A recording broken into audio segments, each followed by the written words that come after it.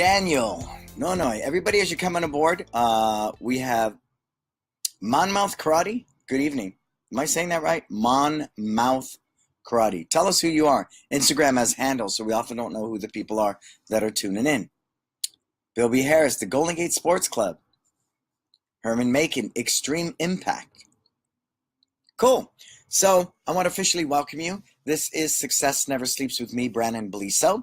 This is presented to you courtesy of Rainmaker, membership systems and software. Simply to me, the best thing out there. I say it all the time, there's nothing that's perfect, but all we can hope is that if the relationship is valuable and there's value in the product, that we work through the challenges. And have I had challenges throughout my life with Rainmaker? Absolutely. But what I love for us is the service and the support we get when something isn't working or if there's a glitch, they take good care of it. So I posted a picture earlier, and it was about 4:30, and I was down at our pool swimming with my kids. And I put, it's a Thursday at 4:30 p.m., and this is my current situation. But you know what? It wasn't always that way. And I want to stress that. It wasn't always that way. And next week, we have 5 people going to a wedding in Hawaii. 5. And it's because culturally, growing up in my dad's martial arts school, now this needs a little pre-framing. Growing up in my dad's martial arts school, family was very normal. It's a big part of our culture. Me and my sisters worked in the school. My uncle was a black belt. My cousins did martial arts. So family is very big on us. So it's not by chance that I have 4 Dela Cruzes, the mom, the 2 brothers, and the sister all work for me. I have the Laws, 2 sisters and a brother work for me. The Castros, we have 2 Castros working for us. The Fiddlers now, we have 2 Fiddlers working for us. So it's not uncommon that we have family in numbers working for us. So next week, they're all going to Hawaii for their older brother's wedding, who doesn't work for us. So that means I need to step up. I got to help out. I got to teach a little bit more. And I'm cool with that. But that's not the norm anymore. So things like today are very typical. But as I shared, it wasn't always that way. When I first opened my school, I used to work 17-hour days. I took the money, I taught the classes, I did guerrilla marketing after midnight. Literally, we would make flyers that you could tear numbers off the bottom. We'd hang them in laundromats, we'd hang them on telephone poles. We'd make these little, 3x5 cards and stick them on the windshields of cars. Anything we could do because we couldn't afford to market like we do now. So it was a much different time. But the reason I share that is I can teach you to achieve that. I really can because I was there. And I can tell you what it took to get here. Now, of course, there's some variables, and that's something we factor in. But I can definitely teach you to do that. But I love to share that, and it's not to be arrogant or to brag, but it's to show you the potential of what we can do. And so an example of today at 4:30 is just that. Both schools are running optimally. I didn't set foot in either school today. Either school. And it's kind of hard in Millbrae because I live 5 minutes from the school, and I love to just be there. I love being there. All right. So I know we're going to have lots of questions tonight. Oh, I love it, Eric. Okay, I'm going to say it, Eric. This is Eric's rhyme for the night. I know the floating head thing. I thought I would do it again. What the heck? Eric puts, mirror, mirror on the wall. Good to see your head. That's all. That's too funny, sir. That's too funny. Anthony, Martin, Scott, what's happening, Scott, sir? Fred, Coleman. We're just talking about you, Scott. Carol, Alex, Alicia. Cool. All right, so I'm going to kind of do reverse engineering. I want to talk to you. And if you got any questions about Rainmaker, this is the man right here, the CEO and founder right here. He's with us. If you have any questions about Rainmaker, go ahead and plug them in, and hopefully Scott will back me up and we can help answer them together. Coleman, sir, Tommy, Carol, Alex, Alicia. I think we're breaking records tonight over here. Wow. At Instagram, I've got Stephanie, David's wife. Oh, Stephanie, what's happening? Jason Smith. Good evening, Jason Smith, sir. Anybody coming in at Instagram, do check in and let us see your names as well. So I said tonight we're going to talk about creating a success mindset. And then I also want to talk about belt testing fees. And then I also want to take your questions. Cool? So let's start with belt testing fees. And what inspired this for me today was I was interviewed by a girl. I think she's a freshman in college maybe, and she was working on a thesis, and her paper was belt testing fees versus no belt testing fees? Do they hurt or do they help the martial arts? Now, mind you, she's a black belt. Mind you, she's a student. Okay?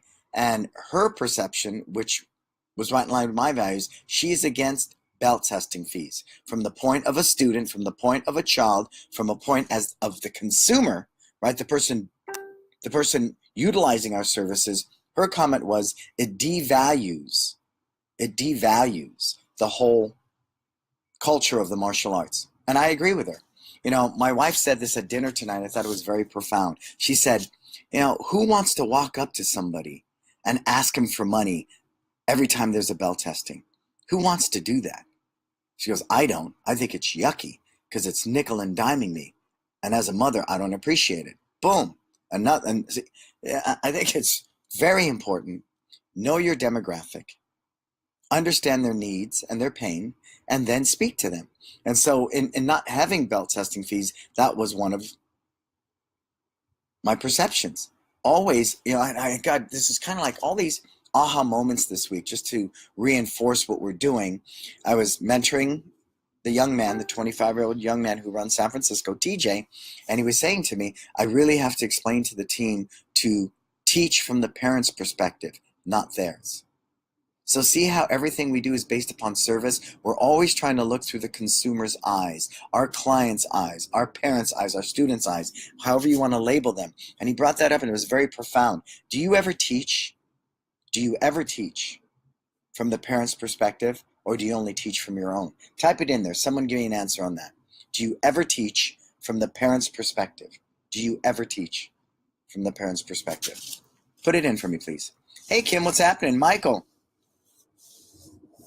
I remind you of the Jabberwockies right now. There you go. Just keep them coming. Keep them coming. What's up? Over at Instagram, we got Mentorata. Please tell me your name. All these Facebook handles, these Instagram handles. I need names, the name of your school, because at the end of this, we're giving away my It's Time Live. It's I believe a 4 or 5 video e-learning series from April. So type it in there, say hello, let us know that you're here. Cool? Hey, what's up, George? Michael. George and Michael. That's by coincidence. It's George Ney and Michael Pombero. I hope I'm saying that right. What's up, Fred, sir? Master Park, Thomas, Nick, Kevin. Cool. All right. So learning to teach through the eyes of a parent. So again, talking to this young person who's doing a thesis on belt testing fees, right? The pros and the cons. And she said the big pro, she's spoken to a number of school owners, and I was one of the last people on her list. They all say it stimulates additional revenue. That seems to be the number one answer out of their mouth because it brings in more revenue. Very seldom, it was the third or fourth answer where they got to, well, it teaches them to be committed. It teaches them to value it. I say differently. I think it's a horrible Disney experience to walk up to the parent in the waiting area and say they've missed things. You say, hey, excuse me, sir, your son's done belt testing. Can you please come up to the front desk and make that payment? It's horrible. It's just a horrible feeling. My team was always against it, and they fought me tooth and nail when I would send them out there into the waiting area, right, to do that. And in talking to my wife tonight, that just reinforced that. It really reinforced it clearly when she said, I think it's yucky. Who wants to walk up to a parent or anybody and ask them for more money? They're already paying you every month. And then we talked about swimming, right? My kids swim. They never charge me money for their test. When they do their test and get their ribbon, you know, ding, ding, ding, they ring a bell at the end of the class and my kid gets a ribbon. They don't charge me for those things. So I think we as an industry are one of the only people that do that. Well, we won't even get into dance. They nickel and dime you for recitals, for outfits, et cetera, et cetera. It's always about the upsell. And you know me, that's not what I do. Not saying that it's wrong for other people, but for me, it doesn't work. For me, it's not what I see as the new way of doing business in the martial arts industry. But I say it again. I have tons of friends that have contracts, upgrades, belt testing fees. They're great people. They have great ethics, great morals, and it's how they choose to do business. I don't. And that's what I do as a disruptor. I'm creating a new path in the martial arts, a new way of doing business. All right? So please differentiate that. I'm simply saying what works for me. If we both want to get to Vegas, one could drive, one could fly, right? It's as long as you get there, that's up to you.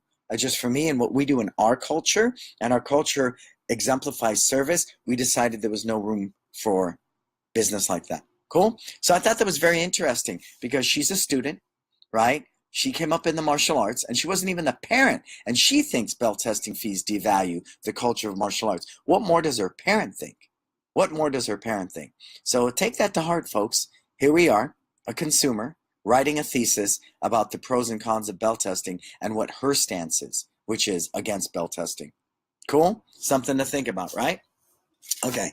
So all the new people coming aboard, I see we got a lot of people tonight. Oh my goodness. Wow. Wow. Rudy, what's happening? K1, I've taught character skills from the viewpoint of the parent before. Always say it, teaching both parties at once. You know, absolutely. Hey, Lyle, what's up, Adam? Neil, Gavin, Uriel, Patrick, Bill. Sounds like the Mickey Mouse Club over here. Wow. Please, I don't know these Instagram handles. Type in your name. Let me know you're here. I'd love to know who you are. So we're going to talk about, and you can start typing in your questions as well if you'd like. We're going to talk about creating a success mindset. Why is it that some people are successful and some are not? Why is it some people could be born with what's called a silver spoon in your mouth, right? With all the opportunities financially, education-wise, and then the person who's born dirt poor can overtake them at some point and be at a higher level of success than they are. Why is that? See, and what they've learned, I posted that TED Talk the other night. I don't remember her name, but she said in all their research of rich, poor, smart, influence, it didn't matter. None of those things mattered in what attributed to the highest level of success was grit. The ability to suck it up, the ability to keep your nose to the grindstone, the ability to weather the stress, weather the shortcomings, weather the challenges of not only being a small business owner, but being a successful small business owner and ultimately becoming an entrepreneur, right? That's really what it's about, is that grit. It's that grit. Maybe that's why 9 out of 10 small businesses fail in the first year, right? They fail because do you have that grit?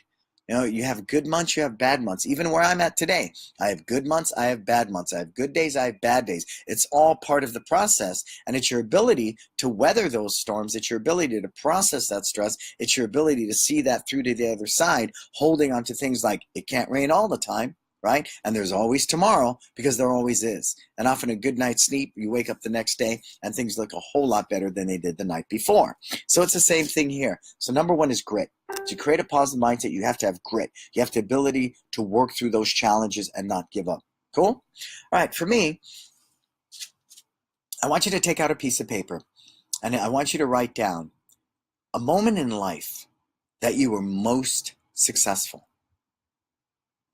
Right? And there's that episode. I don't know if anybody ever watched Married with Children. Anybody ever watch that TV show? Married with Children? Anybody? Oh, a new one. ATA Aaron Panici. Hey, Aaron Panici.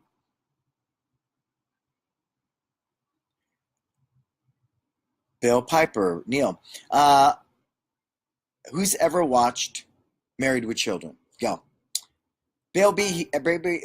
Harris is asking me, how legit is Reinstein's Ultimate Facebook course? I took it. It's a good academic course. It will help dispel a lot of the myths and the fears that come with producing a Facebook ad. It breaks it down. It's like white belt Facebook, literally white belt Facebook. If you're a white belt and you're getting into Facebook advertising, you understand boosts and pixels and ad copy and choosing images and the header and how to split test and all those things that you need to know, then it's a great course for that. It's a great course. And I think as being a martial artist, he sees it through our eyes. So I think it's a good investment. I don't know what it is, $200, something like that right now. Yeah, I was able to audit the whole course. He asked me to audit. And I would tell you, if I thought it needed work, if I thought it was a bad program, I would tell you it's a bad program, right? Because before I go in, anytime someone presents me with something, I let them know, please know that I'm going to give a very unbiased opinion. I'm going to tell people what I think. Are you cool with that? And he was fine with that. So, I dig it. I dig it. I think it's a great investment. I think it's something everybody should do. It's fundamental Facebook. And anybody that's never done Facebook, it'll really put it in a good perspective for you.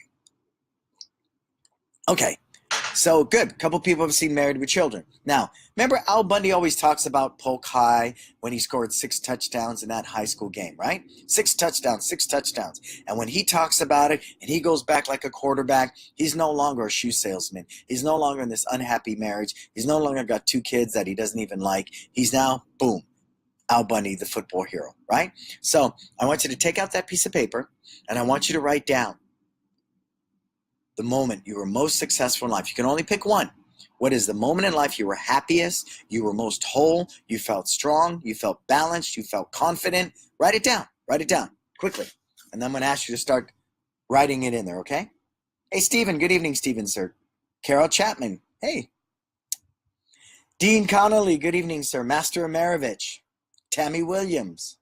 Tammy Williams Timlin. Rodrigo.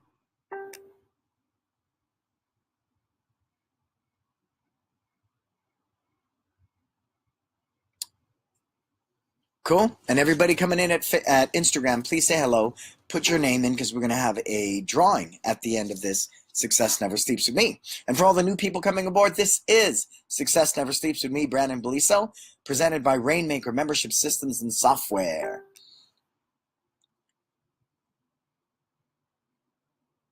Oh, George, that's okay, George. Go ahead and type in. The moment you were most successful, what did it look like, smell like? What were some of your habits at the time? What were you doing at the time? And start telling me. Type it in. Type it in. Give me some answers. What was the most successful moment in your life up to this time? You can only pick one. Go. Go, go, go.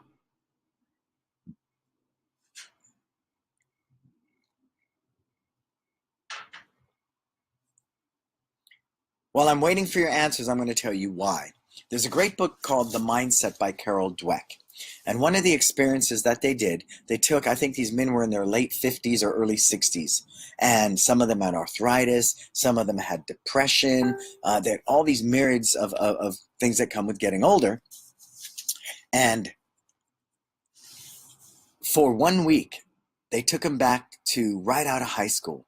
1950s music. They drove 57 Chevys. They dressed that way. They went to Mel's Drive-In and ate a burger and fries. Everything was that time. And within 1 week, they were less depressed. Some of them were off medication. So the aches and pains were gone. They were smiling more. They had a more positive outlook on life, and things had changed. In just a week, they were able to flip the script, because all they did was take them back to a time they were most successful. I'm not asking everyone to do that. What I'm saying is look at the experiment. All you have to do is find a time in your life, Aaron, and I see your question. Business success or success, just business to me and life are one and the same. Life and business and life to me, they're all the same at this point. They really are, because martial arts is my life and martial arts is my business, so life and business go hand in hand. So getting back to the book by Carol Dweck, that's what I'm asking you to do. Take a moment in your life, and I want you to write about it. Who are the people you surrounded yourself with? What kind of car did you drive? What music you were listening to? How did you feel? Everything's sight, sound, touch, smell, everything about it.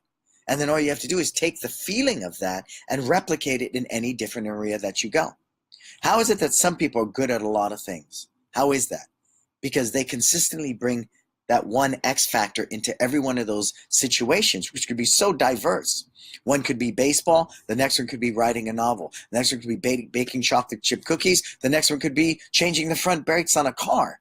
The next one could be starting a business. The next one could be, running a business. Why is it they're consistently successful? Because the one X factor, the one consistent factor through all of those things was themselves. Everybody see that? So it's the same thing here. If you can find that time in your life you were most successful and write down to the T every detail of it and simply take that feeling and replicate it, you offer yourself the best opportunity of creating that positive mindset. And Tony Robbins says the same thing. It's not Tony Robbins doesn't own this. Carol Dweck doesn't own this. If you go back and read Think and Grow Rich by Napoleon Hill, he talks a lot about that too. People think Think and Grow Rich is this book just about statistics, how to generate money, get money, and make money. No, it's all about a mindset. Think and grow rich. It's how you think that helps you grow rich. So it's the same thing here. When we talk about developing a success mindset, we're talking about being happy. So I want you to go through that exercise, okay? Go through that exercise. See if anybody wrote anything down. Jack. Hey, what's up, Roundy? Rodney McKee, Master McKee. Good evening, ma'am. When I became one of the U.S. Air Force's Outstanding Airmen of the Year, this is what Cliff is sharing. I was a senior non-commissioned officer and a superintendent at our leadership school. I was involved in everything. I was teaching martial arts in the base. I was putting together POW, MIA events. I was working on my masters. You see that? Man, that's a lot on your plate, sir. Teaching martial arts, doing events, you're a leader, you're in the army, That was pretty busy, wasn't it, sir? You were most successful at that time in your life. Now, those are what you were doing. But now I want to ask you, Cliff, and everybody else out there, why were you doing it? Tell me why you were doing those things that time, Cliff, when you were most successful. Hey, what's up, Chris Malloy, all the way from Australia. John Godwin. A lot of people coming aboard. As you come aboard, say hello. Tell us what city you're in and the name of your school or what country you're in. We're having a big drawing at the end for my It's Time Live e-learning series, and you can get the one that we did back in April. So do say hello, and that way K1 can pick you up and get that. Jody Brown, welcome. Okay, for Sean, I was handed over a martial arts school 8 years ago at age 21 and watching my students' first testing. Cool. That's great, but I want to know why. I had this discussion today with one of my clients is why? Why? Okay, because I'm going to take you somewhere else after this. Tell me why, Cliff. Why was that the most successful time? Not what you were doing. Tell me why. What did it make you feel, Cliff? What did it make you feel? And this is important stuff because other than the IRS, who really tells you what to do? Nobody. You are your own best mentor. You are your own best coach, and you need to be that because you have to make these decisions every day, 24/7, 365. And if I have to wait every time to call up my mentor to decide an answer, I'm in bad shape. Really what I do, I teach you to fish. I don't want to give you a fish. I want to teach you to fish. That's what I believe is more important. And my papa taught me that. At a time in life where we had no cell phones, we had no Fitbits, right? I didn't have a smartphone to tell me I'm smart. I didn't have a Fitbit to tell me I'm healthy. We had to have common sense. We had to figure things out. Who's heard that before? Figure it out. Figure it out. No, tell me what to do. No, figure it out. It's very important that you figure it out because each time you figure it out, you empower yourself. So I want to know, Cliff, why?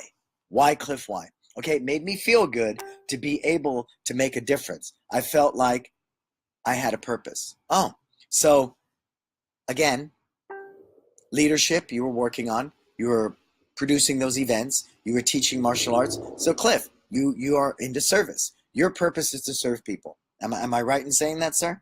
Am I right? I am. So see, that's really, and once you can understand why you do what you do, then come hell or high water, money or not, you're going to wake up every day happy. Okay? Now, I'm going to take you deeper on this. Hey, what's up, Grandmaster Cedeno, sir? He's one of my seniors. What are you doing, sir? Good evening. David Rosenberg, Rainmaker question. Does Payment Depot work well with Rainmaker? Absolutely. We use Payment Depot. And as I said, I came to Payment Depot because I was using my bank, Wells Fargo, right? Wells Fargo was doing my payroll. Wells Fargo was doing my merchant processing. Wells Fargo was doing everything. And little did I know, they had the highest rates around. Seriously, I figured because I banked with them, I've been there for 20 years, they're going to love me? No way. So then it made me get curious. So I went out and got a different payroll service. I now use ADP. And then I hired my accountant to go out there and look at every payment processing out there. Because I figured my accountant knows numbers better than anyone. I said, please read the fine print. Make sure this isn't a 6-month promotional. They're going to jack me up like everybody else. Make sure that this is locked in, et cetera, et cetera, et cetera. And at $300 something an hour, my accountant went out there, did the due diligence. She came back with Fat Merchant and Payment Depot. And we ended up going with Payment Depot because it had a better rates. It's month to month and you can stop at any time. Because realize we go from Rainmaker to USA ePay. It's just a portal. And then whatever merchant processing you use on the back end is the one you choose to use. Okay? So Payment Depot works fine. It works fine. Cool? So now getting back to that, we talked about that time in your life you were most successful, right? But then I want to know why you feel you were most successful at that time. And you don't have to give me your answers now, but keep writing. So what we're basically doing for all the people coming aboard, we're working on developing a success mindset. So what I'm asking everybody to do, hey, Jason, what's up, sir? Wade, Bill, Charles Holmes, Jody Brown, Eric Shields. Good evening, sir. Wow, we got a lot of people aboard. Come on, Instagram, you got to catch up. Instagram's got to catch up. Wow, I'd say we're at over 600. We're at over 600, I would say, right now at Facebook. That's crazy. That's just crazy. So anyways, what we're doing for the new people coming aboard, we're writing about the time in our life we were most successful. What did it look like? What did it smell like? What did it taste like? Well, what images can I see? What were my habits? What kind of clothes there? What kind of music did I listen to? I can't tell you how many times I'll wake up in the morning, put down some Bob Marley, Three Little Birds, because it resonated with me 20, 30 years ago, and it resonates with me today, right? And music is really important. You want to, go from a bad mood to a good mood really fast. You want to flip that switch. Something like music is wonderful because everybody knows that. You wake up in a bad mood sometimes. It's your choice whether you stay there or not. I don't want one bad minute to become one bad hour, to become one bad day, one bad week, one bad month. And pretty soon I'm 6 months in a depressed state. That's not healthy. So your mind is like a muscle. And if you exercise it and lift certain weights for your mind, the potential of it being positive, the potential of creating a success mindset truly, truly is there. Cool? Yeah, it is, huh? Instagram, slowing down on me. Okay, who else do I have aboard? Stephen Kirkman, all the way from, where are you coming in from, Stephen? Jason, Richard. Do say hello because we're having a contest and K1 needs to get your name.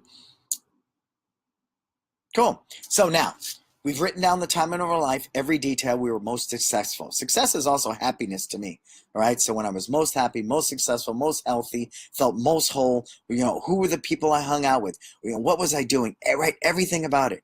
And then I want to know why you believe that was the time you were most successful and happiest. Because from that why, then I'm going to really throw you for a loop, all right? Now I want you to strip all that stuff away, all of it. Strip all of it away. So if I was to ask you right now, okay, if I took away Brannon, the motivational speaker, Brannon, the disruptor in the martial arts industry, Brannon, the father, Brannon, the husband, Brannon, the brother, Brannon, the martial arts instructor, Brannon, the writer, took it all away, who would I be? Who would I be? Wow, that's a heavy question, right? Who would I be? Because it's that person that is my truer self. It's that person without who am I in my wife's eyes? Who am I in my kids' eyes? Who am I to the martial arts industry's eyes? Who am I to my students' eyes? Who am I to my team's eyes? That's not me. Those are simply what I've become to facilitate those different groups of people. Can you see that? I know this is getting a little kumbaya, but I really want you to know that because here's a classic example of this. Shrek, in the movie Shrek. Everybody watch Shrek? I know we must have seen it at least once with kids. He talked about an ogre is like an onion, and you peel away each layer of that onion, each layer, and eventually you peel away the last little bit of the onion. What do you have left? Nothing. Nothing. Now I'm going to get a little Buddhist on you here because it's in that place of nothingness where all the answers live. You know why? In that place of nothingness, it's detached from fear. It's detached from any kind of thinking, negative thinking, trapping that could be. It's very pure in that state of nothingness, and the decisions you make are very spot on. They are the right decisions. They are the best decisions to help you be a better version of yourself today and to facilitate your success. Can I get I feel you on that? Give me an I feel you if you're still with me. Okay? Right. So, and going back to that image of Shrek, see that one layer here? Those are unauthorized thought patterns. This other layer here, that's that teacher in high school that belittled you. That other layer here is the first person who broke your heart. That layer here could be somebody who bullied you. But there are good layers too, right? There's someone who praised you, the martial arts instructor that got you into the martial arts. But there are a lot of negative layers in there, and you need to be free of all of them because it's only in that place of nothingness that the true self lives. And how do I achieve that? Meditate. Every morning. So you want to talk about success? Every morning when I wake up, the first thing I do is I become mindful of my breath, right? You can go without food for how long? I don't know, 40 days, water for 7, but try going out with air. 3 to 4 minutes, you're brain dead. So when I wake up in the morning, I want to very much get in tune with my breath. Because if I can get in tune with my breath, it creates a whole different state of mind. So as I breathe in, I say, I'm breathing. As I breathe out, I say, I am grateful I get another day to live my best life. I breathe in, I say, I am breathing. I breathe out, I'm grateful for my family, my team, the opportunities, the challenges, the blessings. I go through a whole gratitude list. All right? So do you see, everybody with me on that? Anybody feel me? Or I'm out here. Okay, good. Steven's got it. Jim. Hey, Jim, what's happening, sir? Bill, good. Good. Charles. Go on, Charles is a couple of steps back there. My biggest success to date is seeing my son graduate from high school, and he graduated with high honors. One of my greatest and proudest moments as a father. I feel you, Charles. I think it's brilliant, but take that away. Could you still be happy? Could you still be successful without those things? See, that's really what this is about, because if I can be happy without them, guess what? I can be very happy with them. Does that make sense? Does that make sense? Good. Aaron, I'm watching right alongside my instructor who inspired me. Good. But see, remember, at some point in our lives, when I wasn't Brannon the father, when I wasn't Brannon the husband, Brannon the martial arts instructor, Brannon the speaker, the writer, Brannon, what's now I'm being labeled as a disruptor, which is kind of cool, right? Someone who comes in an industry and produces a new way of doing business and products. I think it's cool. I was very happy. Look at a kid. You give a kid a rock and a stick and he can be happy. The Dalai Lama says it so well. The person who is richest is the one who could be happiest with the least. And see, because we're trying to collect so many toys, a bigger house, more money, more locations, et cetera, we lose sight of what really matters. And that's time. Time is what matters most. Where was I today? Swimming with my kids. Time is something I can never get back. Before we got on, I was shooting hoops with my son. Time you can never get back. Never. And how much is your time worth? There has to come some point in your business where you need to stop doing everything and start outsourcing it. And you value how much your time is worth. I outsource just about everything. My janitorial is outsourced. Bookkeeping, lawyer, accounting, window washing, teaching. All of it's outsourced now. I become that critical thinker, the thought leader who simply inspires the team through writing systems, through training them, through mentoring them to produce the highest level of service, which the byproduct is profitability. Cool? So that's really what this exercise in creating a success mindset is about. And then now I want you to write down, right, the 3 things that you were strongest in. What are the 3 things you're most, if you had to come to the table right now, boom, and slap it down on the table, and tell me what are the 3 things you contribute to this world, what would they be? Somebody give them to me. Uriel, Charles, good. Jason, my biggest success today is holding my daughter for the first time. Yes, it is, Jason. Yes, it is. Yes, it is. Holding your daughter for the first time is your biggest success. Absolutely. Now, for me, if I can come to that table whole, happy, balanced, right? Positive, grateful. When I held my son for the first time, it was amazing. Now, a lot of people don't know this, but I have an older son. He's actually 39. Oh my God, he's 39. I was 16 years old in the delivery room. I wasn't ready for that, Jason. I wasn't even a man. I wasn't whole. I was confused. I was immature. I remember crying and peeing at the same time. That experience was tough. But when I had my son now, my son who's 9 years old, the experience was totally different. And that's what I'm getting at as well. If we can open a business from a very whole, balanced, grateful, success mindset, right? All those experiences would be so much better. Talking to a business owner, he goes, "You're insane. There's no way I'd run 2 schools like you and 1,000 students and everything. Oh, that's a lot of pressure. I'm not built for that." I said, exactly. Do I look stressed to you? No way, because I grew up poor. So anything above poverty, I'm grateful for. So it's very easy for me to find gratitude. Gratitude comes to me very quickly, very easily, very fast. And I don't measure a man by the thickness of his wallet, as Martin Sheen said in Wall Street. I measure a person by who they are. Are they a person of integrity? Do they keep their word? To me. And I'm ever mindful of that. I used to have, me and my dad used to go rounds about this. He would have people he's indifferent with, and he would tell me I need to be indifferent with them. I said, but they didn't do anything to me. He goes, well, I don't like them. Well, again, I'm not you. See, so there we go. We're talking about those unauthorized thought patterns. It was verbally being said to me. I want you to think this way. And if you don't, I disapprove of you. You see, and we get that every day and everywhere we go, right? If I stood in the middle of the street right now and I, stripped my clothes off and ran around, people would think I'm nuts and lock me up, right?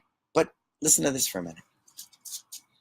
When I was a child, I used to walk around and talk to myself, and people would say, oh, what a great imagination he has. Now, as an adult, I walk around and talk to myself. People think I'm crazy and they want to lock me up. I wrote that before the advent of Bluetooth, but you feel me? Right? So at our purest state as a child, we were most happy, we were most successful, we were most whole, we were most balanced. And it's taking all these different life experiences, separating the negative from the good, and taking the good and building upon that. But of course, learning from all the negative in that process. Everybody still with me? Jody! What's up, Jody Tension? My friend, my brother?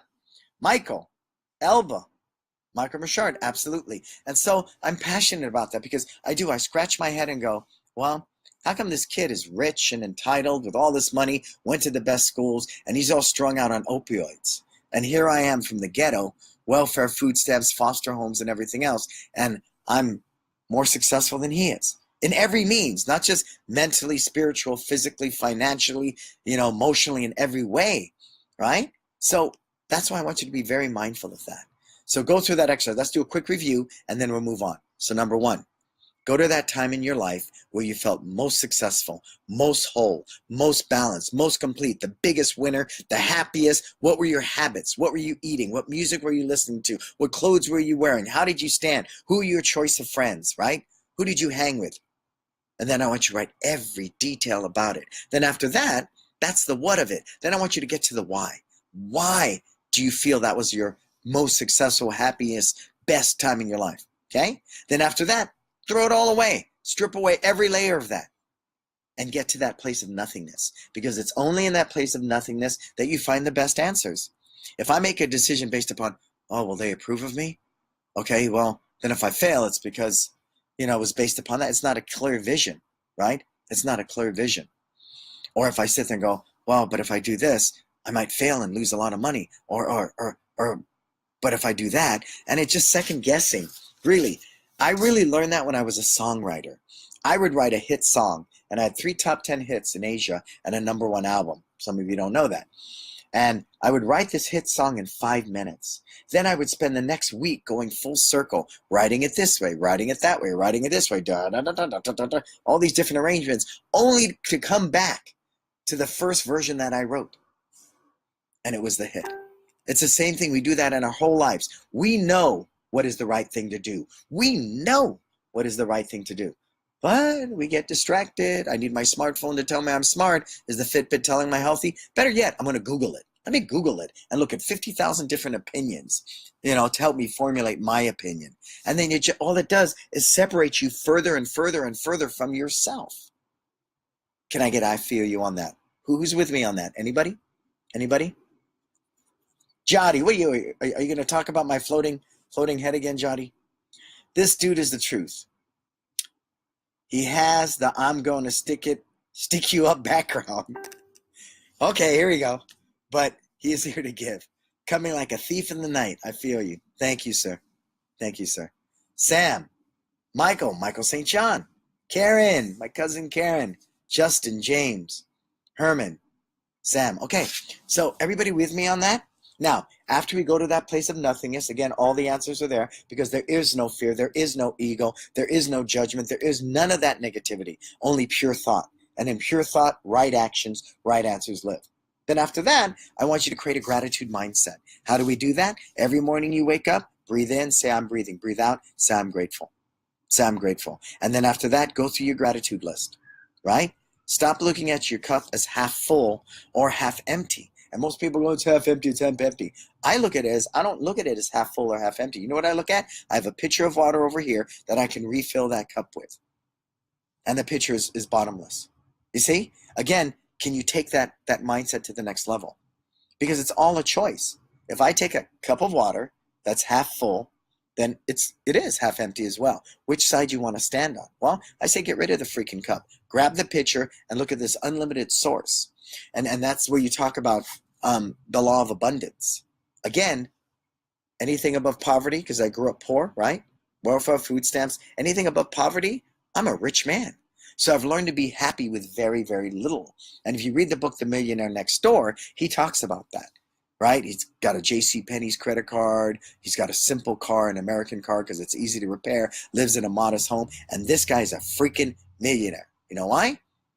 Because he's not prisoner of fashion, right? As they say, a slave to fashion. It doesn't matter to him. He wears a J.C. Penney suit. You know why? It's a pair of freaking pants when the day's done.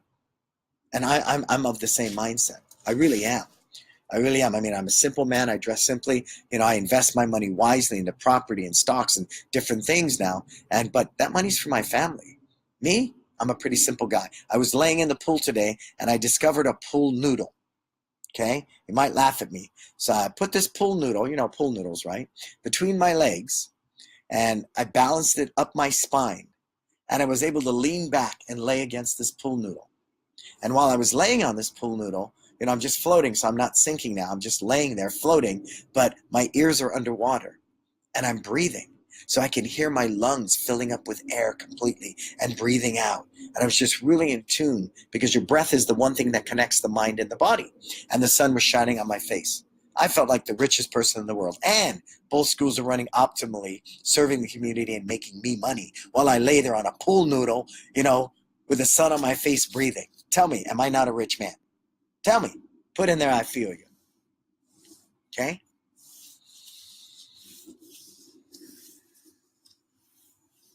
Hey, Albert.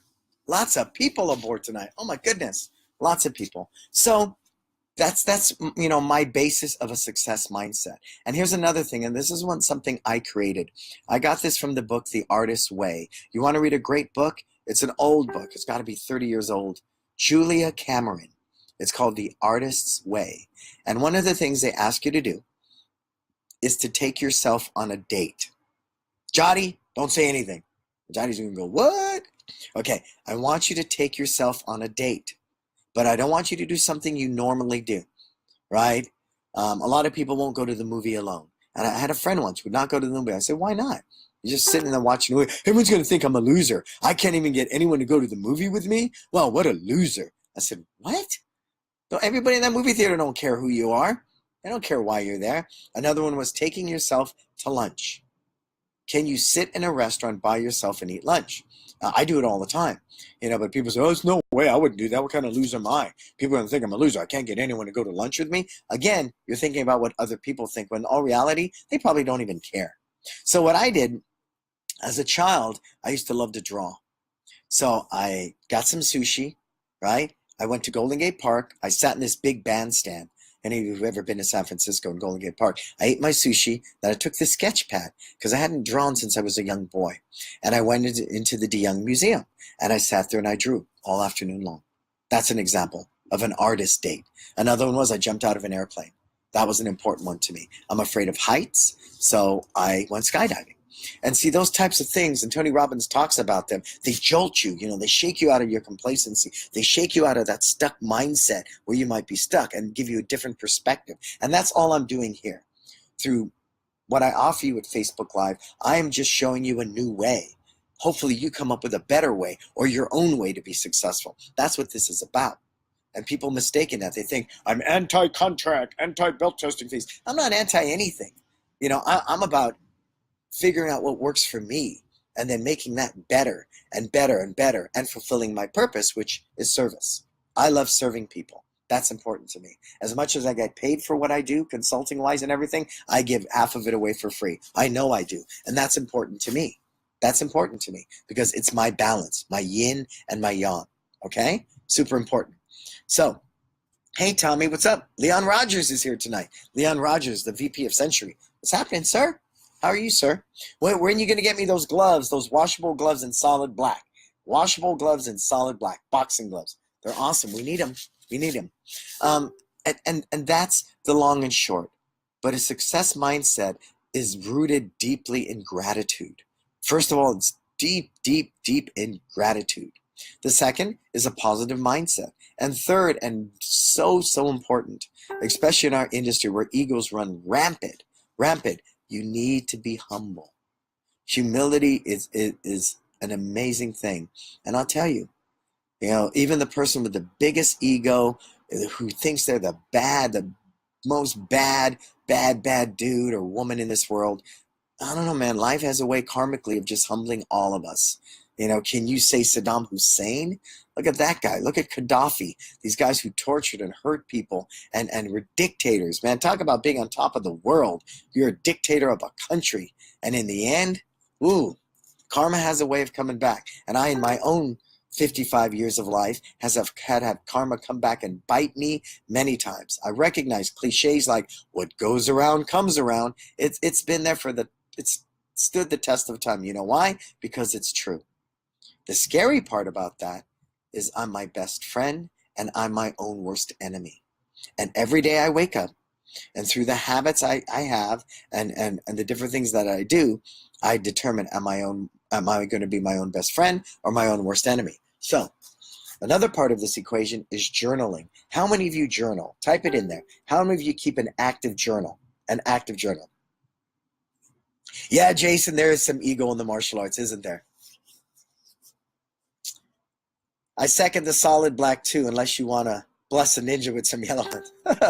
You guys, okay.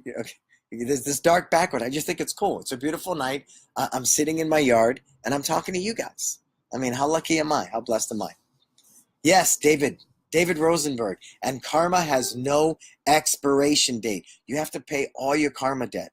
You do. So I'm always filling up my karma bank with things like this. I'm always filling that karma bank. And again, you being a small business owner, other than the IRS, nobody tells you what to do. So to live that type of life, to develop that success mindset, takes a lot of doing. So I'm going to ask you to journal.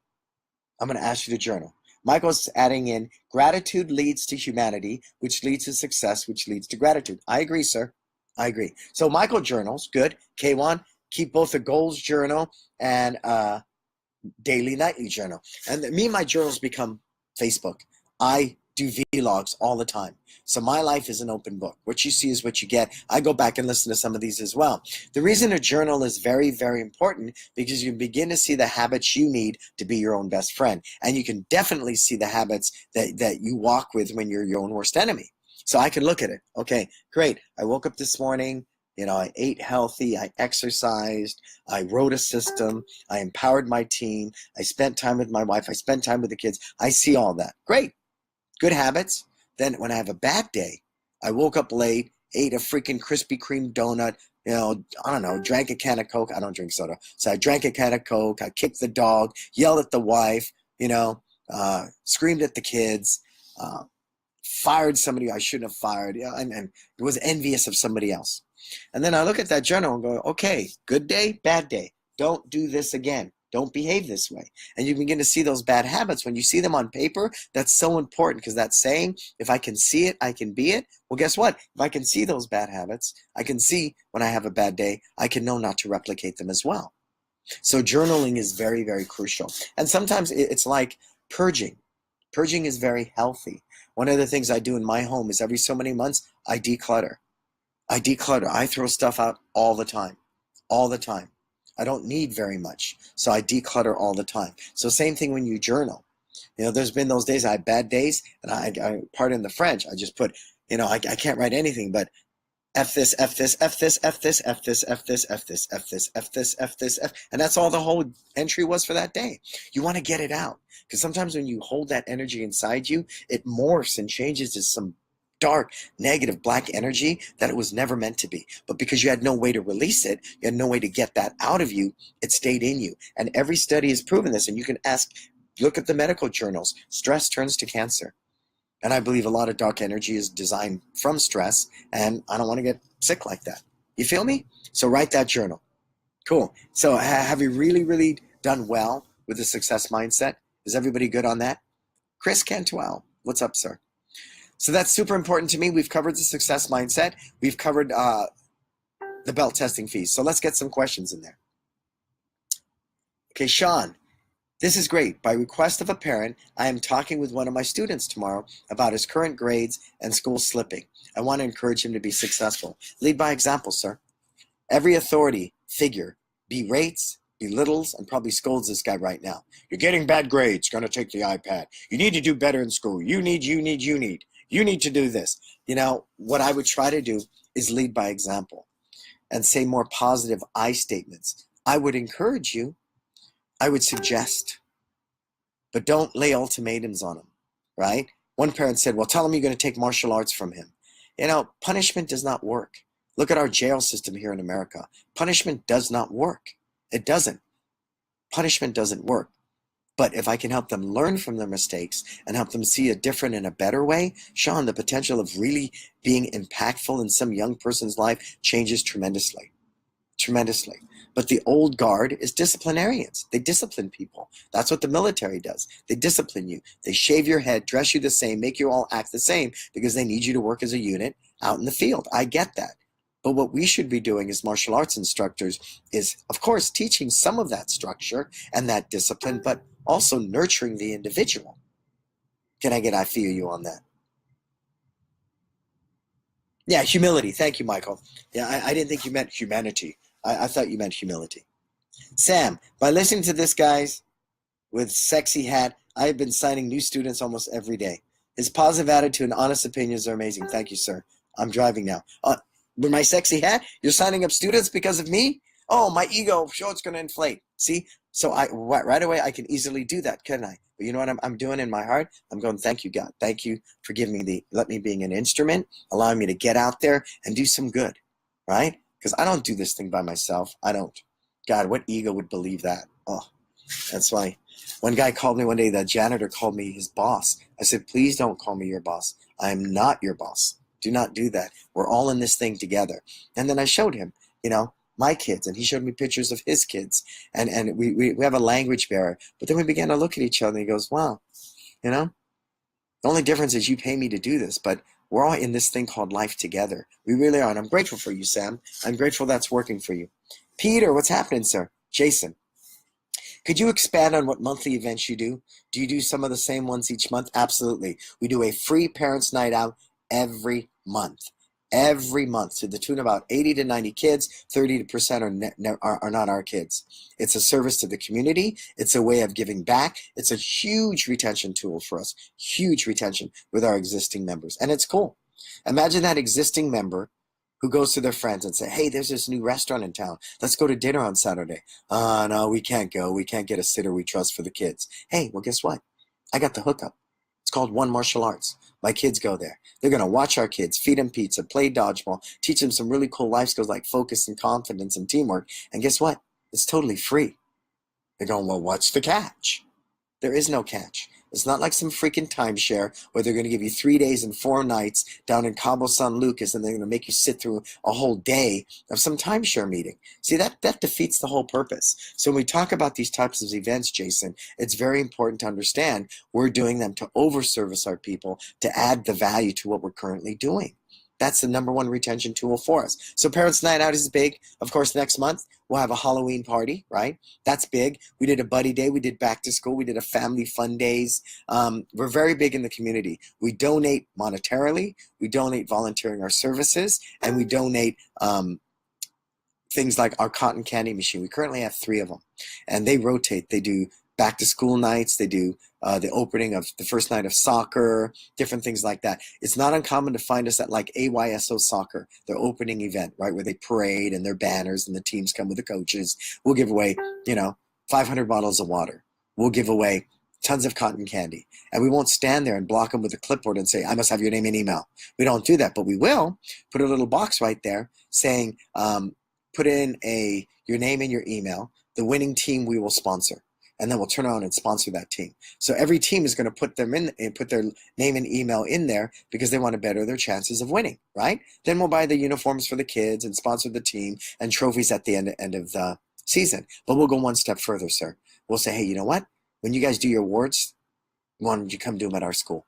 We'll supply pizza and juice. We'll make fun of dodgeball, and you can award all the trophies. How's that sound? Talk about a sponsor, right? See, because one thing is just to write a check, Jason, and walk away. Here's a check for the team. Put our name at the back of the uniform and rah, rah, rah, right? But to go that step further and say, we'll cover the trophies at the end of the season. To go even a step further, Jason, let's do a buddy day event at our school with your team. And of course, all the siblings are coming, right? And the parents are going to be there. You got a captive audience, not only of the core team and the coaches, but you got all their families. And they're going, wow, this is pretty cool. They sponsored my kids' teams, the uniforms, the trophies, this party, this pizza I'm eating. Wow, this is really freaking cool. And you know what we'll do? Let's go a step further, Jason. How about we have a raffle for everybody's there that night, and the person's going to win a premium birthday party at One Martial Arts. So what am I trying to say with all this, people? Help me out. Help me out. What am I trying to say with all this? What am I saying? Can put my name in the drawing, and I sign up my 13th and 14th student tonight. Woohoo! That along with 5 trials. Thanks, Professor. Service is definitely working. And you know what I love about working with a small school owner, and everybody knows that. The majority of my audience, my following, is the small school owner. Some people would call it the common man, the hoi polloi. You know, that is the group that I work for and cater to. You know why? Because you're the one who needs the most hope. You're the one who can't afford to pay me $1,000 a month. You can't. The majority of you can't. So I'm better off being a servant and giving it away for free. And that's why I seek out sponsors, to help offset that. So if you have any great sponsors out there, we're going to be releasing that shortly. I know, Leon, you're here checking us out. So, Leon, this is what we do. And hopefully Century will get aboard and maybe consider sponsoring my Success Never Sleeps events. Are you still with us, Leon? Jody, give. Good.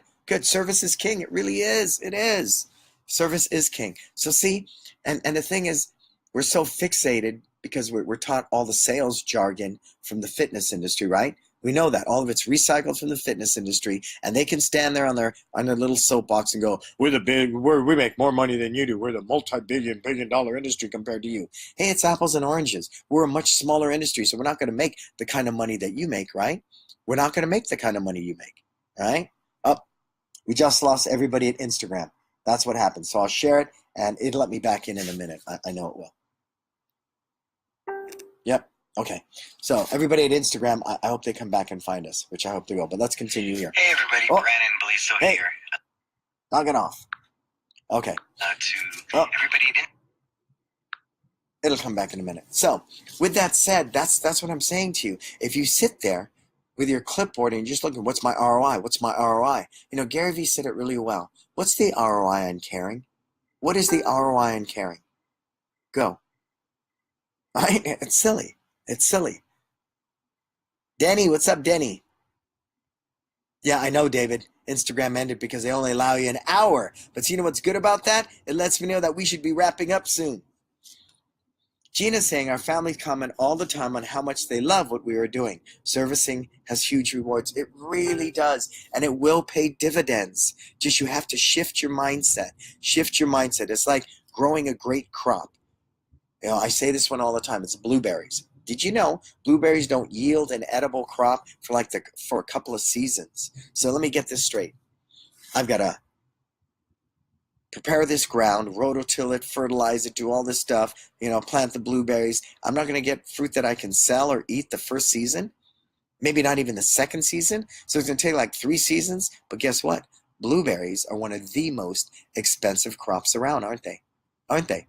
When I buy a little thing of blueberries for freaking $7, at Whole Foods, man, got to think about that. So that's what I'm sharing with you. If you can really understand to build something great, to give something, to grow something sustainable, it takes time.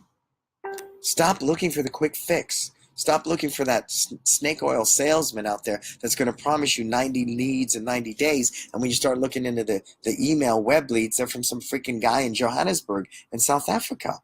Be mindful of that stuff. But I know you're afraid. You have to make rent. You got to pay the bills. Your wife is complaining, or your husband might be complaining. Get a real job. Don't do this. But I love this. I'm passionate about it. See, and that's why one of the things I'm really going to work on I'm preparing for my next event in November is I really want to prepare how to help you to move from being a martial artist to a martial arts instructor. And these are good ones now, not just an instructor, a great instructor, okay? Because it needs to be that. How do you move from being a great martial artist to a great martial arts instructor to being a great, successful, small business owner to being an entrepreneur and a successful entrepreneur? There's different steps. And I think the big disconnect I see a lot in our industry, many of the people I've worked with and I've spoken to, they're still martial arts instructors. And they haven't really made that solid jump to being a small business owner, let alone a successful small business owner. You feel me? Who can feel me on that? Anybody type that in there. ROI stands for return on investment, sir. Return on investment.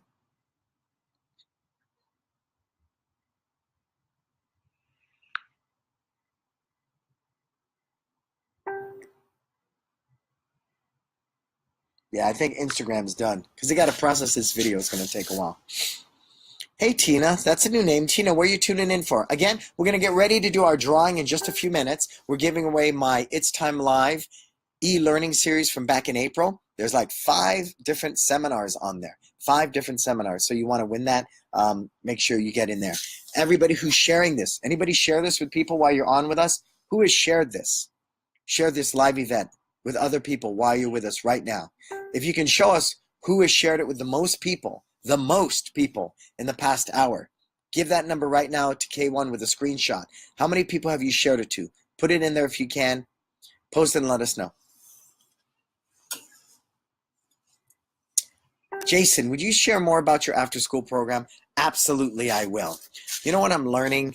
And you've seen the recent challenges in Florida. How many of you have seen the challenges in Florida? Schools are getting closed down left and right. They're coming in, and shutting down people. It's starting to move across. They came to me when I was open for 5 days. I had 5 after-schoolers in my school when social services walked through our doors and shut us down. 5 days. It's going to happen eventually to everybody. Everybody, you're flying under the radar. That's what I'm going to tell you because I'm seeing it. I have people calling me. I'd be really, really careful, you guys. It's just a matter of time. They're going to find some way, somehow, to close us down because we are. I know we're not a daycare. I truly believe there needs to be new legislation. There needs to be new legislation to govern us and any other after-school program, right? It's easy to say we're like the YMCA. You come and go. When I was a kid, we went to the YMCA. Nobody made us stay there or not, right? We're a come-and-go facility. We're open access, all those different things. I get it.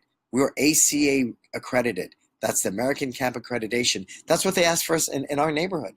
That's what they asked us to do to function with our after-school program. Get some type of accreditation. Well, there was no other accreditation but this. And it was hard. Oh, my God, it was hard. We failed the first time. So, our after-school program, we run about 30 kids, and that's all we can handle in Millbrae. And we're good with it because I don't want to be an after-school program. We want to be a martial arts school, and that's just our value.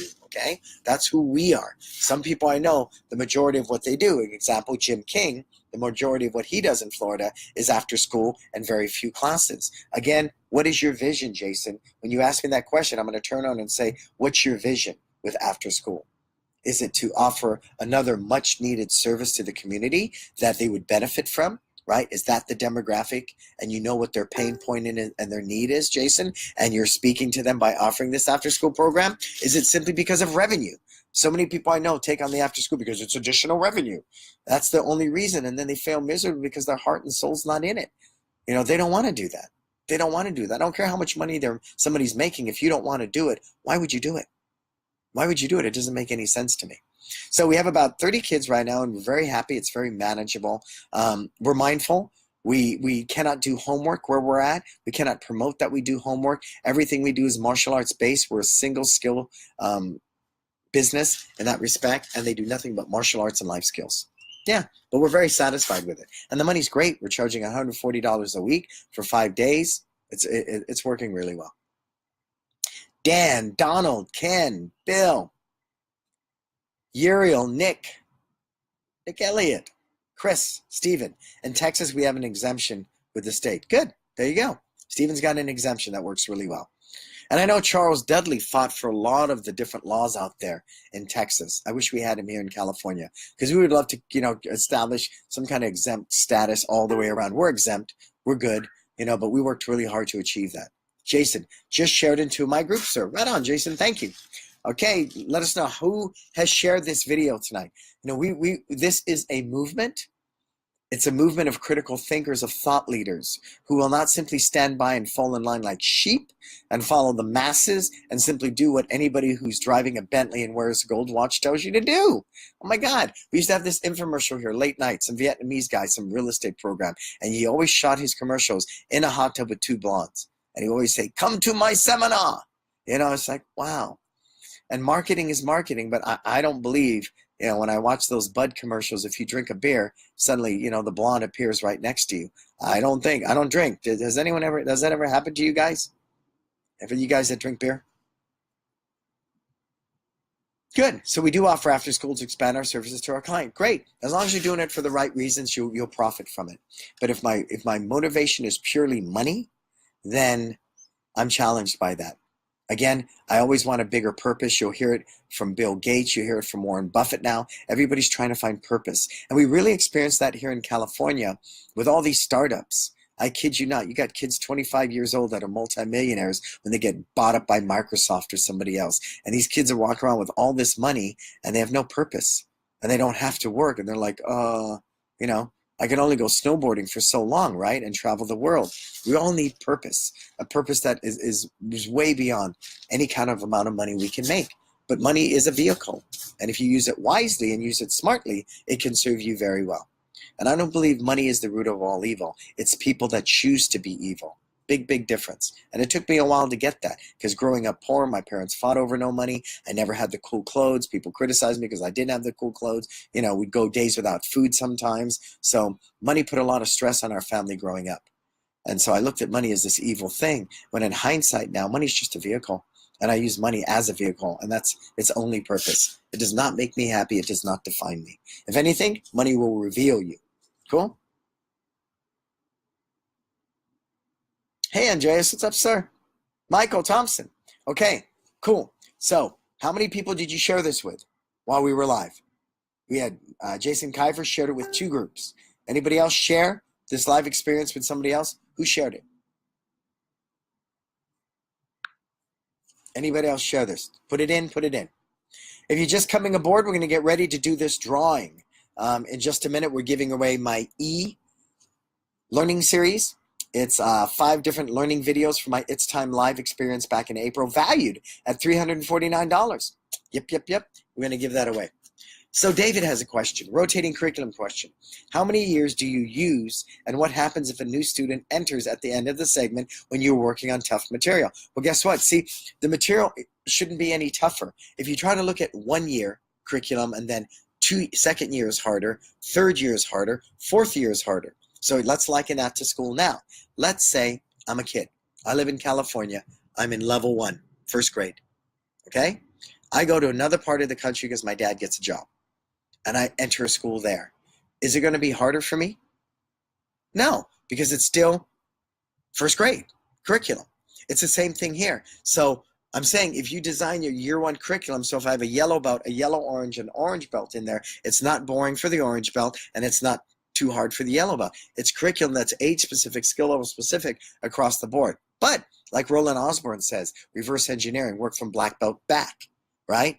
When my guys test for black belt, they do the same things I did in 1979. And my instructor's happy with the quality of my black belts, their physical level, their life skills level, their self-defense, their sparring, everything. He's happy with that. So I'm good with it. Who cares how I get them there? So the rotating curriculum facilitates that, David. And if we're on a 3-month cycle, let me see if I can shed a little more light, David.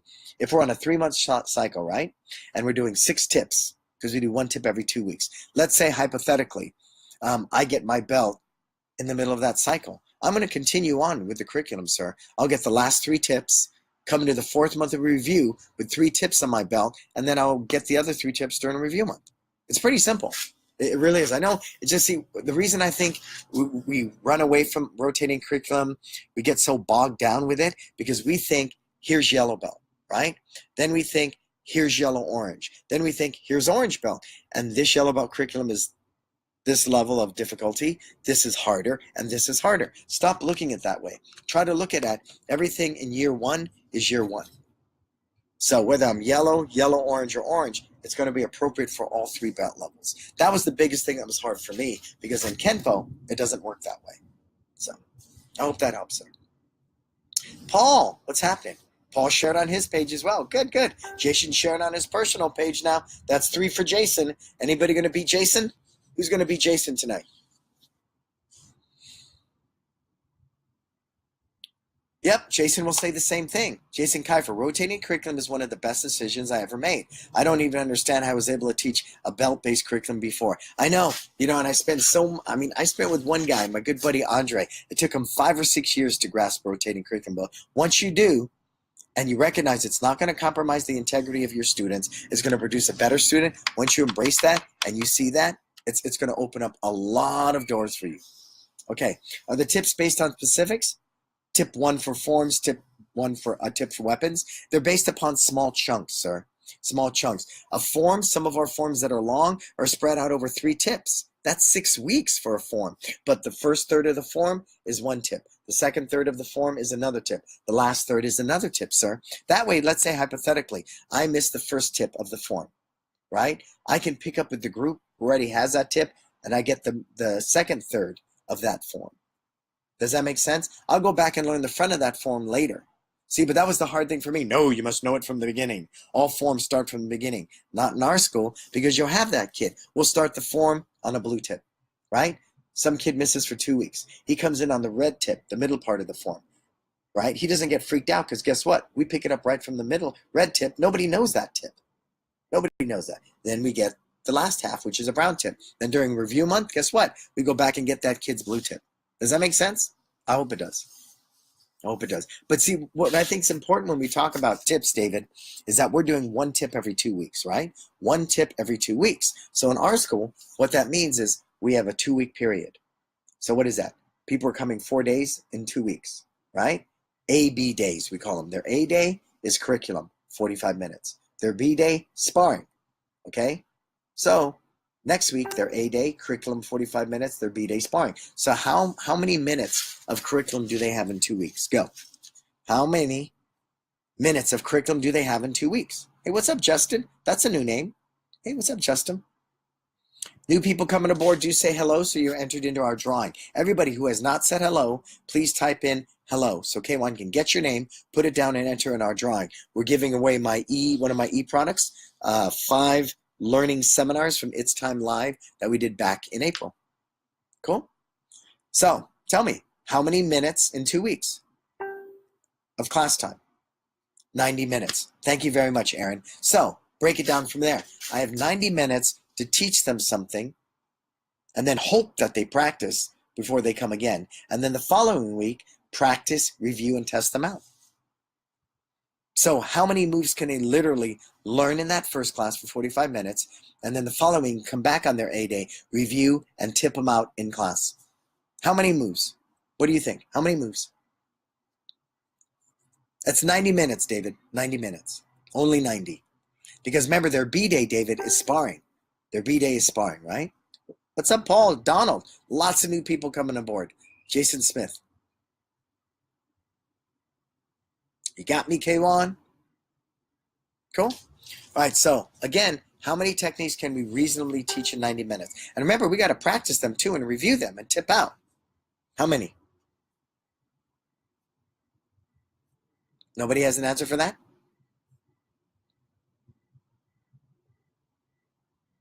Do I think rotating curriculum would work with a grappling style? You mean like BJJ?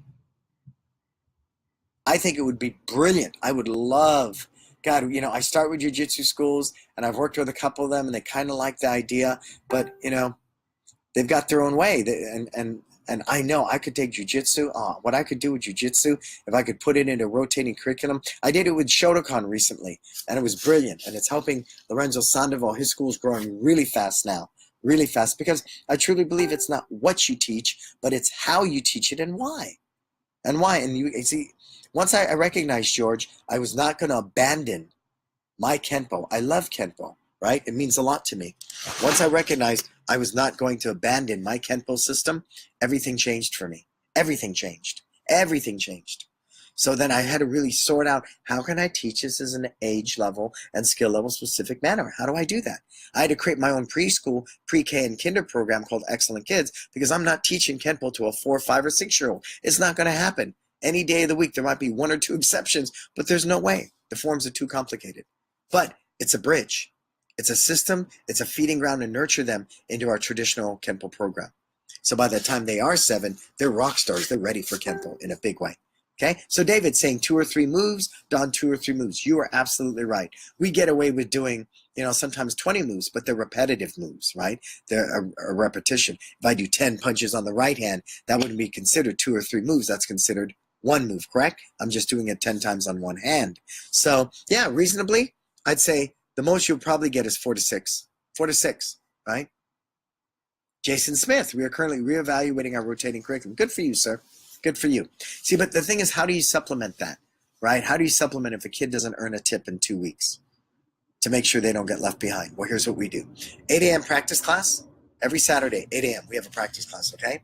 So that happens. We do a makeup stripe workshop at the end of every month. You haven't earned your 2 tips this month? Come to the makeup stripe workshop. We have it this weekend at both locations. Then we'll also offer complimentary private lessons. If we believe it's our fault for not explaining the curriculum well, we'll give them a quick private lesson. Or they'll buy private lessons. Lastly, we know we have month 4 as that buffer. We have a whole month to review and tip out 6 stripes as well as do any makeup stripes. And plus, if you look at our curriculum videos, which is public domain, I don't hide that from anybody, they were designed where I've already taught this to you. So what are the sticking points? What are the finer points I need to teach you? So that instructional is based upon I already taught this to you. It's not some demo video where it's like a long shot and I'm looking at the back of you while you do a poomsae. Make sure your instructional videos support the learning that you've already taught them in class. Can I get a, I feel you on that. Tell me you're not getting this, right? Tell me. Good. Thank you, Donald. Uriel, sir, I need to go now, but I just wanted to tell you that I always learn from your live video. But today was great with mindset. Thank you, sir. You're welcome. You're welcome, because your mind, every thought, dream, it all begins here in your mind, Uriel. And if you create that fertile ground, that the right mind, anything's possible. You can tap into your unlimited potential, and the world is your oyster, as the saying goes. But if it's polluted and it's bogged down with negativity, ego, fear, all those different trappings, Uriel, guess what? You'll always be stuck there, sir. You'll always be stuck there. I grew up in a really bad part of town, and I've still got friends that are standing on 24th and Mission. It's a corner, and they're dealing dime bags of marijuana, and they're taking their welfare checks, from 4 different women to survive on, and not being a dad to their kids.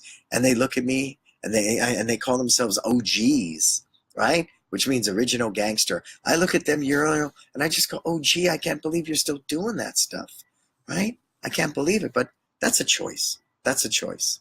So again, create that mindset. You're listening to this one again and again. There's a lot of great nuggets of learning about creating that success mindset. Cool? Thank you, Donald. All right. So let's start wrapping this up. So this is where I asked you to put in your takeaways. What were your takeaways tonight? Give them to me. What were your takeaways? Start typing them in.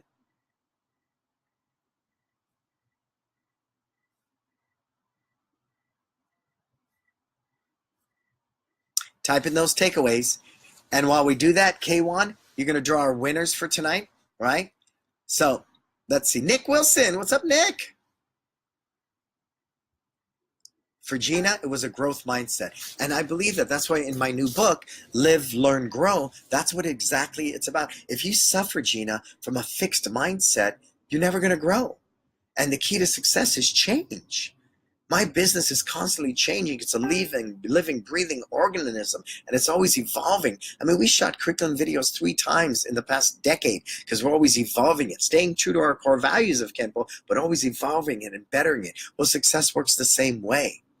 It's always going to change. You need to change to be successful today. You need to do something different tomorrow. It's just the way it goes. So suffering from a fixed mindset is very poisonous. It's toxic. You know what I liken that to? Stagnant water. Water that's stagnant. You can't drink it. You can't nourish anything with it. It's actually poisonous, right? And simply attracts mosquitoes. You want to be like Bruce Lee said, be like water. When in a cup, become in a cup. When in a bowl, become a bowl. Be fluid, crash, You've got to have that ability to adapt. And that's super powerful. I know it works for me all day, all day. Have grit and fortitude. Yeah. Yep. Yes, sir. Drawing now. He's drawing now. K1's drawing. I need to start journaling. You do, Jason. It's huge for me. You were doing posts for a while. I think that was super powerful, Jason. That could be your journal too, right? Some people are going to be that transparent in their lives. And I like to do that. The reason I'm so transparent is because, back in the day, And it was long, long, long, before I had a martial arts school. All that energy to perpetrate a fraud, to, posture, to pomp, to circumstance, that's a bunch of wasted energy. I can never get to the good parts of me if all I'm doing out of fear, they might expose me and pull back my covers and find out I'm really suck and I'm inadequate and, my shit stinks and I do put my pants on one leg at a time like everybody else. They'll see that, right? So I just, and in this book, in my book, Live, Learn, and Grow, those of you who've read it, I'm vulnerable, I'm dirty, I'm full of mistakes, I'm full of flaws, but on the other end of it, I come out, it's like a rebirth. It's pretty powerful. So if you get a chance, read my book, read it. Yeah, Stephen, find out what truly makes you happy, please. Jose, rotating curriculum, your drive should be passion and not money. Good. Jason, a growth mindset, journal daily, always ask yourself, what's my why for offering this service? Yeah.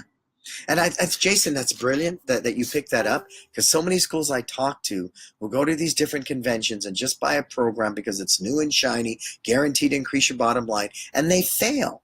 You know why? Because they'd never answered that why. Why do I want this program? Do I truly believe in it? Is it something I could have fun doing every day, whether I got paid or not? All those variables come into play. They really do. So I really love that, Donald. That's brilliant. Jason, that's brilliant. Ask yourself my why for offering this service. Very cool. Donald, it's my first time listening, and this was confirmation that what I'm doing was what I was born to do for the right reasons. Thank you, sir. Oh, yeah, thank you, sir. Very much. Thank you. Jason, thanks for the idea, sir. Hey, Clayton, what's happening, sir? Jason Smith read my book. Jason, if you read my book, would you go to Amazon, and if you think I deserve it, give me a 5-star review, please. Professor Xavier. I love to say that. His name's Chris Xavier. He runs a great jiu-jitsu school just south of me a little bit, but I always like saying, Professor Xavier. I feel like an X-Men. K1's loving the book as well? Good. Good. What are your other takeaways tonight? So what we're about to give away is my e-product learning series from It's Time Live 2017, back in April. When I do these live events, we record them, we break them up into individual seminars, but this, we're giving you the complete event.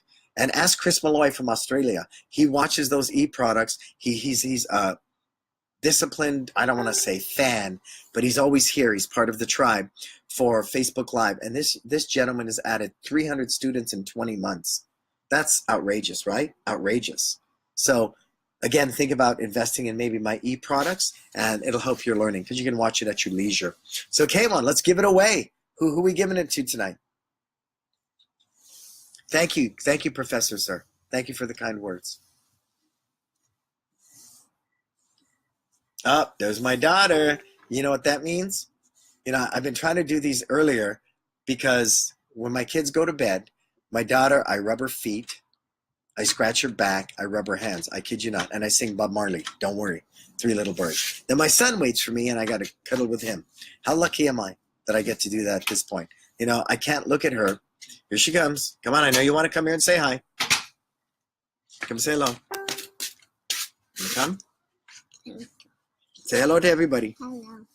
And I can't look at her when she's 9 years old and say, please be 6 again. So it's hard for me not to be on the floor. It's hard for me not to be in my school. I'm a martial artist, but you know what's even worse? Missing out on this. Okay? Cool, we have a winner. Our winner tonight is Charles Holmes. Charles, are you still with us? Charles Holmes. Da-da-da-da-dun. All right. And so I've been asking, thank you, my love. I'll be in a minute. We've also been asking who shared this the most. So type it in. Who shared this the most tonight? Who has shared this live event with more people than anybody? Charles, you still with us? Charles Holmes, Charles Holmes? Reply to us, Charles. Let me know you're here, sir. Okay. Who shared this live event with more people than anybody? Go. Be honest. I know Jason was at 3. Jason was at 3. 3. Anybody more than 3? We work on an honor system in the martial arts. Anybody more than 3? Anybody more than 3? Is Charles still here? I don't see him piping in.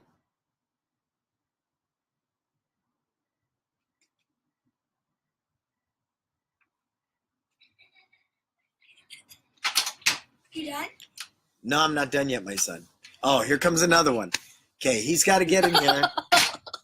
Look at this. Look what he's done to his hair. Say hi to everybody, Bray. Come on.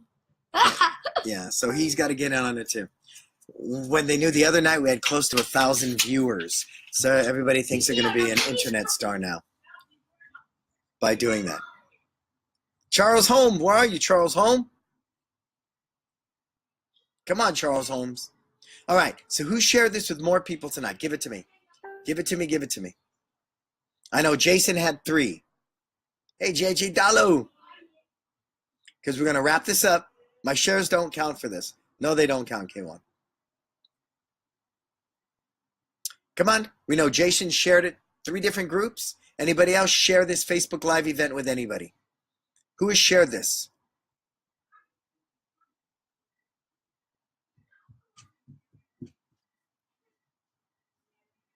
Come on, help me out. All right, well, I'm waiting for those shares. Jason, I'm sharing my brother's. Oh, Jason's up to 4. Anybody share this more than 4 times? You know, this is one I'm going to have to go back and listen to a couple of times, without a doubt. I mean, to teach something is to learn it twice, and creating a success mindset is so vital to everything that you do. You have no idea. And you're your own best friend, your own worst enemy, each and every day. I know that because I've been my own best friend. And God, I've been my own worst enemy. I'll tell you.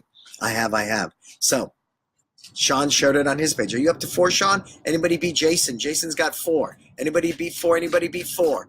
Because whoever shares it with the most people is also going to get my e-learning series, It's Time Live 2017, valued at $349. I just said that.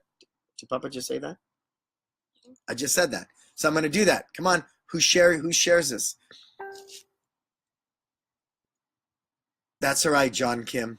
You can go back and listen to this because K1's going to take this. He's going to post the whole thing at YouTube. You know, what this really taught me tonight about a success mindset, it's an ongoing process. It's something we're going to work on forever, and ever and ever. It never stops. You know, and that's why I say success never sleeps. It's easy to be great for a day, hard to be great for a month, very challenging to be great year in and year out, 365. And that's the difference between the flash in the pan, the one-hit wonders, and those who sustain. You know, I've been successful in this industry for the better part of 15 years now, and we continue to grow and succeed on many levels with what we do because I'm constantly learning, I'm constantly growing. I will never suffer from a fixed mindset. And most of all, I live from a heart of humility, from a heart of gratitude. And that's super important in this process. Cool? All right. So last but not least, my event's coming up. It's Time Live Encore. You can stay for 1 day, November 12th. You can stay for 2 days, November 11th and 12th, or you can stay the 11th, 12th, 13th, and 14th. Ask anybody that's done the 4-day experience from Germany, Canada, all over the country. They come, and all over our country, they come because it really covers everything that they need. It's not about getting 10 more students. It's about creating a culture, growing a tribe of raving fans based upon creating the Disney experience, creating that success mindset, defining your values, you know, what is your purpose, creating an action plan, growing a team. There's so many elements to creating a successful business that's going to move you from being a martial artist to martial arts instructor to a successful small business owner and ultimately to an entrepreneur. Cool? So think about signing up for that 4-day experience. We're almost halfway booked now. Go to brannonbeliso.com/itstime/live. All right. I want to thank my sponsors tonight, Rainmaker, Scott and the gang, as always. Rainmaker Membership Systems and Software. There is no better. I'm going to tell you that. I'm not saying that because they're my sponsors. I said it before they're ever my sponsors. I'll say it again and again. You know why? They're constantly improving their product. They're constantly owning every bit of what they do. And that's really the key to success because nothing's perfect. Things will have glitches. Things will go down. You're experimenting and beta testing something new. You got to test it with somebody, right? Application is what it's all about. I can talk theory with you all day long, but until I apply it practically, I won't see the bugs or the hole in my defense or my technique, right? And that's martial arts strategy. Guess what?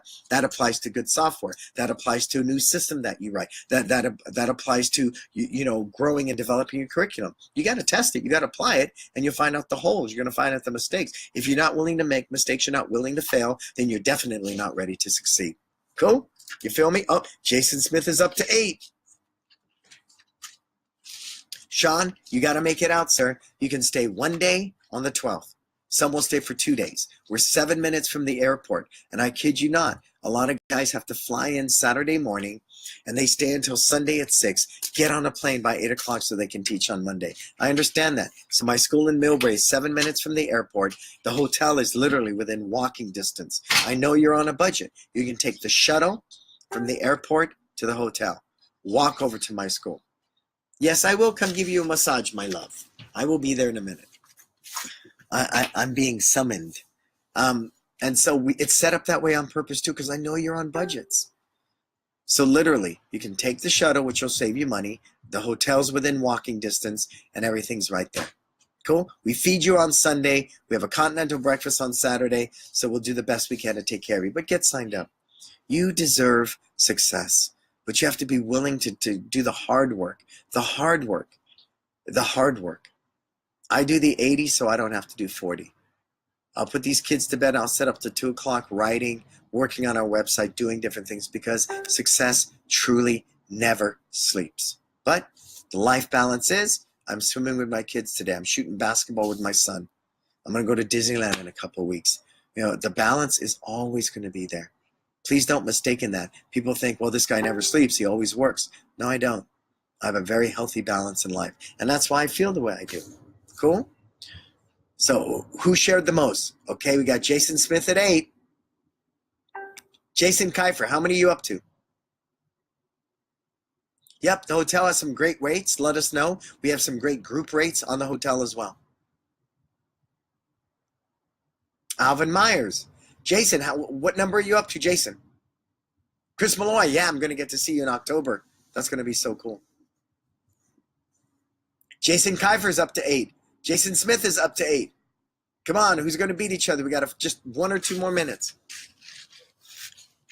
Any other takeaways for tonight? You guys are beasts. You're beasts. Kept me here for an hour and a half again. You guys are just like, just don't let me go. I love it. I love it. Jason Kiefer's up to 9. He's up to 9. Come on, Jason Smith. Are you going to catch him? So please go back and watch this again. When I last checked, I think we're somewhere around 600 people, live viewers tonight. I know when we did ours on Sunday, we're at 996. It is a growing movement because you're live. You're here with us in real time. We're not watching it afterwards. The one we did Sundays at 1,600 views. That's a lot for an hour and a half format, you guys. Who's going to sit there and watch that? You know, but it's rich with content. You know why? Because of your questions. You are critical thinkers. You are the architects of your business even more. I'm going to label every one of you out there. You are a disruptor. We're coming into this industry with a new way to do business, a new way to serve people, and it is disrupting an industry that's been doing the same old song and dance for years. Contracts, upgrades, belt fees, right? For years and years, decades upon decades. The only thing new is the technology with Facebook and social media. Other than that, so this is the new way. Service is the new profit. And I challenge every one of you to go into your Facebook page and tell them, I'm a disruptor. Copy it from my cover photo, what a disruptor is. Be willing to do that. But you better back it up. You better do things different. You better step up to the plate. You feel me? Thank you for the time, Professor. Gotta go. It's past midnight in your part of the world. We'll see you on your next live video. Okay, Erin's up to 11. Uh-oh. Erin's up to 11. She shared this with 11. Jason Kiefer's up to 11.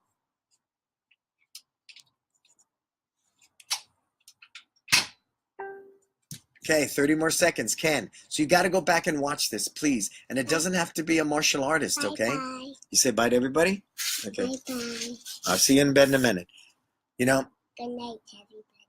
she said goodnight to everybody. Is that cool or is that cool? Jason Smith is up to 12. Kiefer's up to 12. So share this with anybody. It doesn't have to be a martial arts school. The first segment on a success mindset could benefit everybody. Everybody that's suffering from some kind of negative thinking, you know, that thinks they're lesser than, that lives from that negative I can't attitude. Come on. There's lots of people that need this and deserve this, especially us as a whole. All right, so go out there and put it on your page. I'm going to be looking at you. You're going to tag me on it when you tell people you're a disruptor. You're going to take ownership and say you're the architect of your business. You're a thought leader. You're a critical thinker Who's willing to step up and do that at their page and tag me on it? Jason's up to 13. Kalani Foster. So we're seeing who shares this the most. Who can share this with the most groups, friends, pages as quickly as possible? All right. So I'm going to go in 5. Okay, we'll go from 10. Whoever's got the highest number of that is going to be the winner. 10, 9, 8, 7, 6, 5, 4, 3, 2, 1. Time! Who's the winner? Jason Smith is 15. Jason Smith, 15. You're the winner. Did you get that, K1? Did you get that, K1? Oh, Jason Smith, 17. You're the winner, sir.